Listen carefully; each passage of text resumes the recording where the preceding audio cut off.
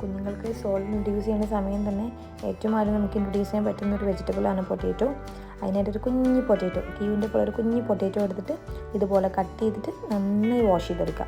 Potatoes നന്നായി wash ചെയ്യാൻ ശ്രദ്ധിക്കണം, കാരണം കുഞ്ഞുങ്ങൾക്ക് കൊടുക്കുന്നതുകൊണ്ട് നമ്മൾ പ്രത്യേകം ഒരു ഡബിൾ വാഷ് ചെയ്യണം. അതിനുശേഷം ഒരു നുള്ളി ഉപ്പിട്ടിട്ട് ഇങ്ങനെ വേവിച്ചെടുക്കാം. നോർമലി 1 വയസ്സിന് താഴെയുള്ള കുഞ്ഞുങ്ങൾക്ക് മധുരം ഉപ്പൊന്നും കൊടുക്കരുതെന്നാണ് പറയാറ്. പക്ഷേ ഇവിടെ ക്യൂവിൻ്റെ കേസിൽ അവൻ ഒട്ടും ടേസ്റ്റില്ലാതെ ഫുഡ് കഴിക്കാത്തതുകൊണ്ട് ഞാനൊരു നുള്ളി ഉപ്പിടുന്നുണ്ട്. പൊട്ടാറ്റോസ് നന്നായി വേവുമ്പോൾ വെള്ളം സ്ട്രെയിൻ ചെയ്ത് കളഞ്ഞ് അതൊന്ന് ബ്ലെൻഡറിലോട്ട് ഇട്ട് കൊടുക്കുന്നുണ്ട്. അതിനോടൊപ്പം തന്നെ ഞാൻ കുറച്ച് ചോറും കൂടെ ആഡ് ചെയ്യുന്നുണ്ട്.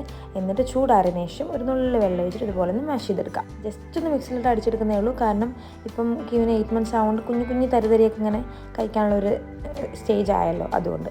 എന്നിട്ട് ഞാനതുപോലെ ഒരു ബോട്ടിൽ ഫീഡറിലാക്കിയിട്ട് ഇതുകൊണ്ടാണ് ഫീഡ് ചെയ്യാറ്.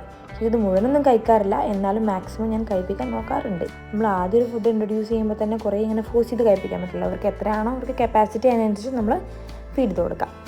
അതേപോലെ പൊട്ടാറ്റോ റൈസ് ഒന്ന് ബ്ലെൻഡ് ചെയ്തിട്ട് അതിലൊരു നെയ്യിട്ടാലും നല്ലതാണ്. അതുപോലെ പൊട്ടാറ്റോന് പകരം ആപ്പിൾ, ചീസ്, അങ്ങനെ കുഞ്ഞുങ്ങൾക്ക് ഇഷ്ടമുള്ള ഫുഡ് അങ്ങനെ മാറി മാറി കൊടുത്തു കഴിഞ്ഞാൽ അവർക്കും ഒരു മടുപ്പുണ്ടാവില്ല. അപ്പം ന്യൂ മദേഴ്സൊക്കെ ഉണ്ടെങ്കിൽ ഇതൊന്ന് ട്രൈ ചെയ്തിട്ട് എൻ്റെ ഫീഡ്ബാക്ക് അറിയിക്കണേ. എൻ്റെ വീഡിയോസൊക്കെ ഇഷ്ടമാവുന്നെങ്കിൽ do like, share and comment and subscribe to. Thank you for watching my video. By.